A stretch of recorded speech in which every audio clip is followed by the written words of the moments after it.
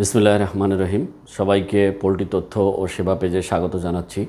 সাথে আছি আমি ভেটেরিনারিয়ান ডাক্তার শাহিন আহমেদ মণ্ডল।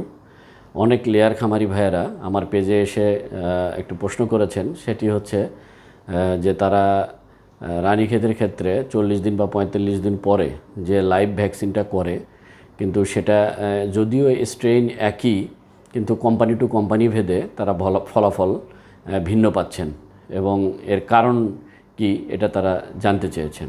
অর্থাৎ যদি খুব সহজভাবে বলি তাহলে হচ্ছে যে একই স্ট্রেইনের Ranikhet vaccine company to company ভেদে রেজাল্ট কেন ভিন্ন হচ্ছে, এটি তারা জানতে চেয়েছেন। তো চলুন আমরা খুব সংক্ষেপে এ বিষয়ে একটু জেনে আসি।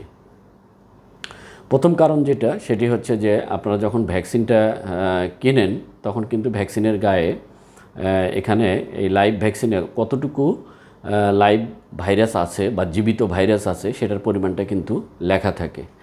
তো কোনো কোনো ভ্যাকসিনে দেখবেন যে আপনারা যে ডোজ সেটা 500 হতে পারে বা 1000 হইতে পারে। এখানে দেখবেন যে কোনো কোনো ভ্যাকসিনের লেখা আছে যে এর ভিতরে লাইভ ভাইরাস আছে 1000। আবার ওই একই ডোজের ভ্যাকসিন অন্য কোম্পানির থাকতে পারে 10,000 জীবিত ভাইরাস। আবার কোনো কোনো কোম্পানির থাকতে পারে 1,00,000 জীবিত ভাইরাস। তো এখানে কিন্তু সহজভাবেই আমরা বুঝতে পারছি যে যদি ভ্যাকসিনের জীবিত ভাইরাসের পরিমাণ বেশি থাকে, স্বাভাবিকভাবেই এটি কিন্তু ভালো কাজ করবে এবং শরীরে যে বডিতে যে এটার যে রেপ্লিকেশন এবং ইমিউনিটি তৈরির ক্ষমতা স্বাভাবিকভাবেই কিন্তু বেশি থাকবে। আর আরেকটা বিষয় হচ্ছে যে আমরা খামারিরা অনেক সময় কিন্তু ফার্মার লেভেলে কুল চেনটা ওইভাবে মেনটেন করতে পারি না। তো সেক্ষেত্রে যদি আমাদের ভ্যাকসিনে ভাইরাসের পরিমাণটা, জীবিত ভাইরাসের পরিমাণটা তুলনামূলকভাবে বেশি থাকে, সেক্ষেত্রে কিন্তু যদি কিছু ভাইরাস মারাও যায় তারপরেও কিন্তু মোটামুটি সেই ভ্যাকসিনটা ভাইরাস, জীবিত ভাইরাস বেশি থাকার কারণে সেই ভ্যাকসিনটি কিন্তু ভালো কাজ দিতে পারে। তো এটি একটি কারণ। দ্বিতীয় কারণ সেটি হচ্ছে যে সাধারণত মূল ভাইরাস থেকে ল্যাবে টিস্যু কালচার মাধ্যমে আমরা এই ভাইরাসগুলো কালচার করে থাকি এবং সেখান থেকে কিন্তু আমরা নিয়ে ভ্যাকসিন তৈরি করে থাকি। তো যখন ল্যাবে আমরা টিস্যু কালচারের মাধ্যমে এগুলো রেপ্লিকেশন করাই বা বংশবৃদ্ধি করাই, সেক্ষেত্রে কিন্তু এদের বায়োলজিক্যাল কিছু পরিবর্তন হতে পারে।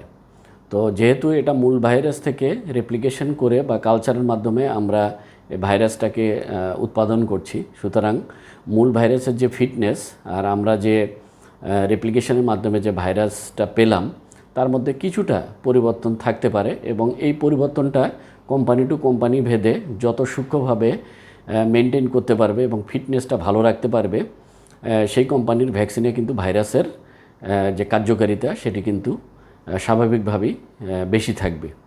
তো এটি একটা বিষয়।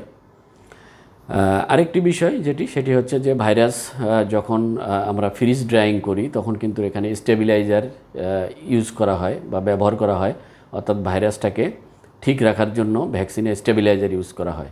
তো এই যে স্টেবিলাইজার যেটা ইউজ করা হয় এর গুণগত মান যত ভালো হবে, অর্থাৎ এটি ভাইরাসকে বাইরের তাপ বা পরিবহনজনিত চাপ এগুলোর থেকে এই স্টেবিলাইজার যত ভালো মানের হবে এবং ভাইরাসকে যত ভালো রাখবে, সেই কোম্পানির ভ্যাকসিন থেকে কিন্তু আমরা ভালো ফলাফল পেতে পারি।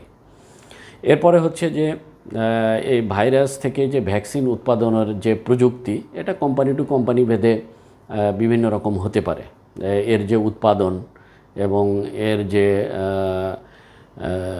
সংরক্ষণ এবং এর যে পরিশোধন, এই যে টোটাল যে ব্যাপারটা, এটা যে কোম্পানি তাদের কোয়ালিটি মেনটেন করে যতটা ইফিশিয়েন্টলি এবং ইফেক্টিভলি এটা করতে পারবে, তাদের ভাইরাসের গুণগত মান ভালো থাকবে এবং তাদের ভ্যাকসিনের কিন্তু কার্যকারিতাও ভালো হবে। এবং পরিশেষের যে বিষয়টা সেটি হচ্ছে যে একদম উৎপাদন থেকে শুরু করে ফার্মার লেভেল পর্যন্ত এটা যদি কুল চেইন যদি আমরা প্রপারলি মেনটেন তারা করতে পারে, তাহলে কিন্তু তাদের ভ্যাকসিনে মোটামুটি ভালো কাজ, সেই কোম্পানির ভ্যাকসিন ভালো কাজ করবে, এটাই স্বাভাবিক।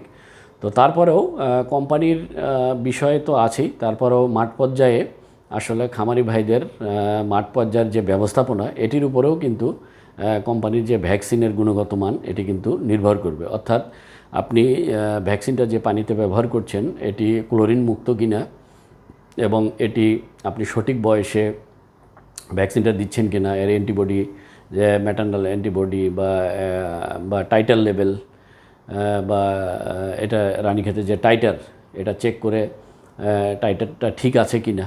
তো এই জিনিসগুলো, এরপরে আপনি যে বার্ডকে দিচ্ছেন এটি অসুস্থ কিনা, তো এই বিষয়গুলোর উপরেও কিন্তু আপনার ভ্যাকসিনের কার্যকারিতা নির্ভর করে।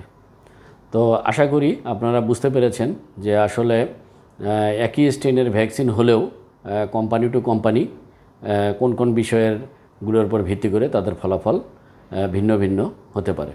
তো সবাইকে ধন্যবাদ। আগামীতে কথা হবে ভিন্ন কোনো টপিকস নিয়ে। সে পর্যন্ত সবাই ভালো থাকবেন, সুস্থ থাকবেন। আসসালামু আলাইকুম ওয়া রাহমাতুল্লাহ।